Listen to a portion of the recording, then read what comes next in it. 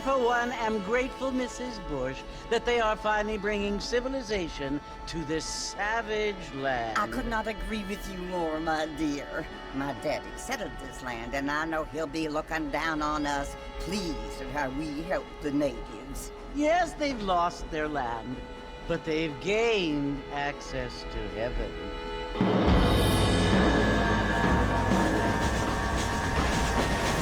But Father, do you mean unless an innocent receives communion, they're destined to go to hell?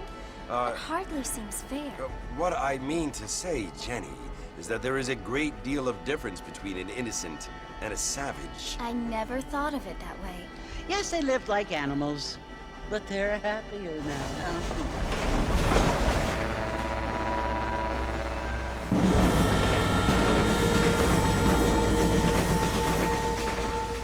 Not only do people now have motor cars, Father, but I heard that pretty soon we will be able to fly. No, only angels can fly, Jenny. No, apparently people can fly. Didn't you hear? Out in Kansas, a man even got a car to fly. I hardly think so, Jenny.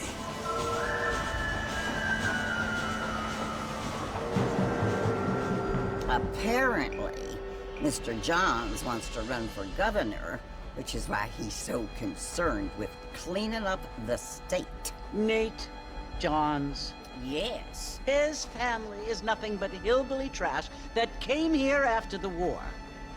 I don't want to be judgmental, but this state should not be ruled by such a disgusting family. A family without class. Apparently. The Johns family have made a lot of money, and he has a lot of friends in politics. Mrs. Bush, money isn't everything. There are many things that money cannot buy. It seems that money can buy voters, though.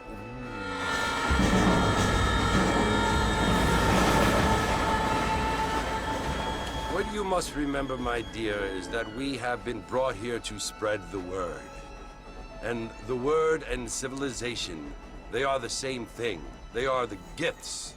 It is the opportunity we have, the chance to live among people who are decent and who do not kill each other, and who let you worship in peace. It's so confusing, Father. Sometimes I find it impossible to make the distinction between a loving act and a hateful one. I mean, they often seem to be the same thing. Yes, Jenny, it is confusing. But you only have to ask me if you need help. Indeed. Well, here we are, Mrs. Bush. Armadillo.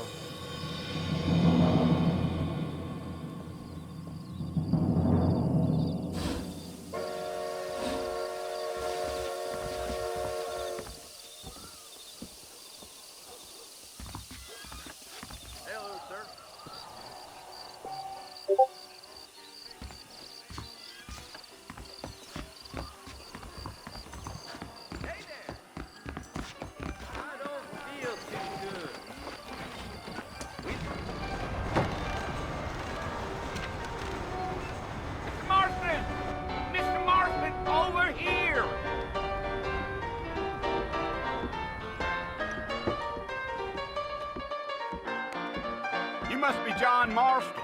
Sometimes. I'm Jake. Your friends from Blackwater hired me to guide you. They ain't my friends. They're pleased to meet you, Jake. I got the horses saddled up and ready out front.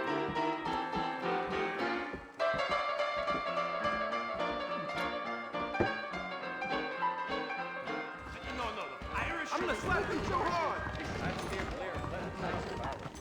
Bad taps live up that way. I declare. All righty, Mr. Marston, let's get it. I ain't so sure about that. Well, if you say so. Take it easy until we're out of town. Ain't no point in causing a ruckus. Whoa!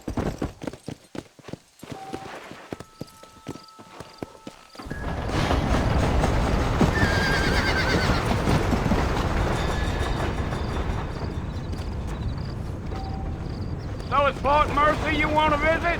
That's right. Ain't taken nobody up to the fort in a long time. strange place for a decent fella to want to visit, if you don't mind me saying. Who said I was a decent fella? It's been abandoned for years now. Folks say it was built during the Mexican War. What kinds of soldiers around back then? Why'd they leave? Well, I ain't entirely sure. I heard they had to go up north to fight Indians, or maybe they got tired of being soldiers and went looking for gold. You know how things is.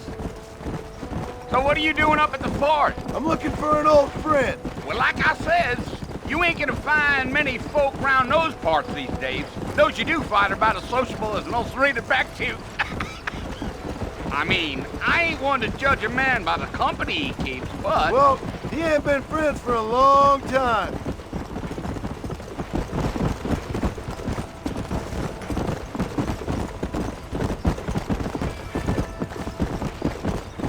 Are you planning on spending any time in Armadillo, Mr. Marston? I doubt it.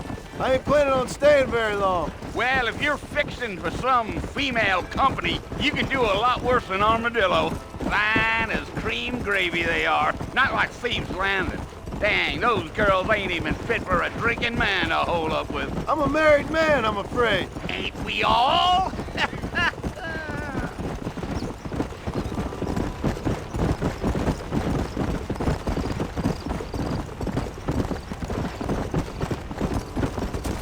Yeah, so it was the marshal who hired me. Lee Johnson, do you know him? I think I heard his name. Says he got a telegram from some Blackwater big bugs asking for a guy. I guess it's none of my business. That's right.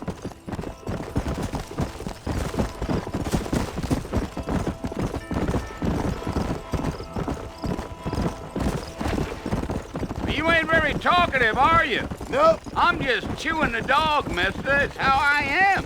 I don't mean nothing by it. Trust me. There's things you better off not knowing.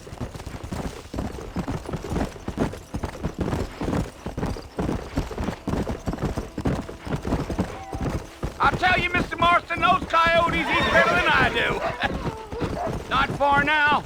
You'll see the fort when you get to the top of this hill.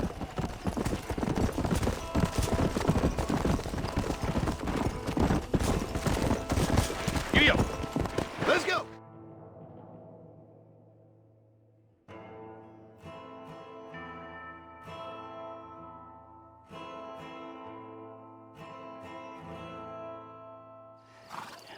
Listen, mister. This here's what's left of Fort Mercer. Some gang rode in and took the place over. So I understand. This is where we part ways, friend. You have yourself a good time.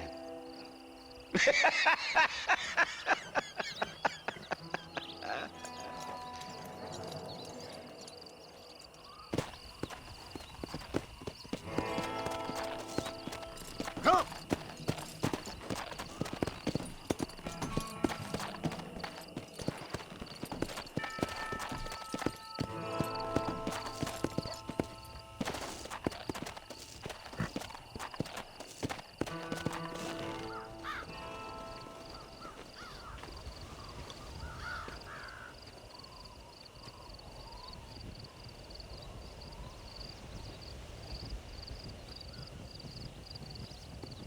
Bill!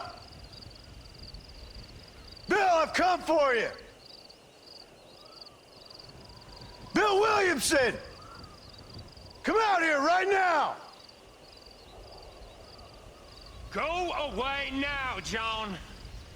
Don't make me kill you. Nobody needs to kill anyone, Bill. You must think I was born yesterday. You always did think I was an idiot. That ain't fair, Bill. You were as my brother. I've come to try to save you. Oh. Do I look like I need saving? Bill, please. They want to kill us all. I can help you. Well, you never tried to save me before. You only seemed to save yourself. Bill, I implore you think about this. You implore me? You implore me? You always were one for fancy words. Oh. Well, things are different now, John. Now I'm in charge! No more Dutch! And no more you. Implores. I implores you to go back and tell them to send someone just a little bit more impressive next time. Well? Oh. Poor John.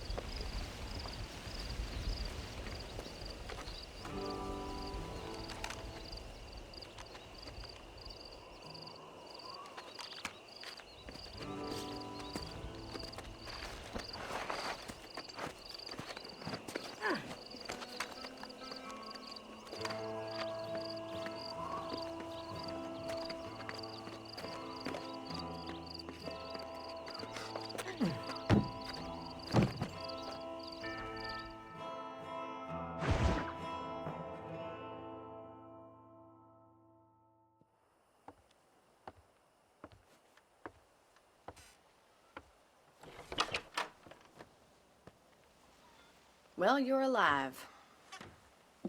So it would seem. So, how do you feel? I don't know the polite word for it. I do. Stupid is the word we use around here. What were you doing? I was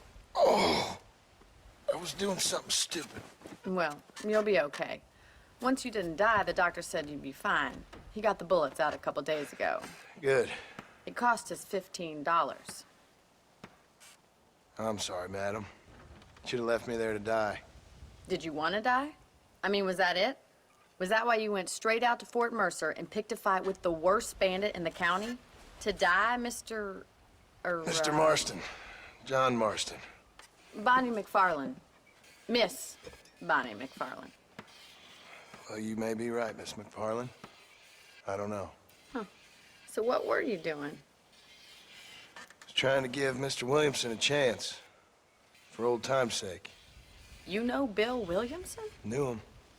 Long time ago. Well, what was he like? Dumb. Just like you. Thank you, miss. You see my hat? I have. And, what will you do now? Now I'm gonna take my time and go after him the less kind way. Well, that sounds very fun, Mr. Marston. Quite heroic, just like in those penny dreadfuls my brother used to read. Meanwhile, if you'll excuse me, I've got a ranch to run. Of course, if you're feeling better, why not take a ride with me later and help me patrol the perimeter? You can earn back some of that money we wasted on doctor's bills. Of course. And thank you. For saving my life, I mean. Next time, Mr. Marston, I strongly recommend you don't try to lose it quite so earnestly. I'll bear that in mind.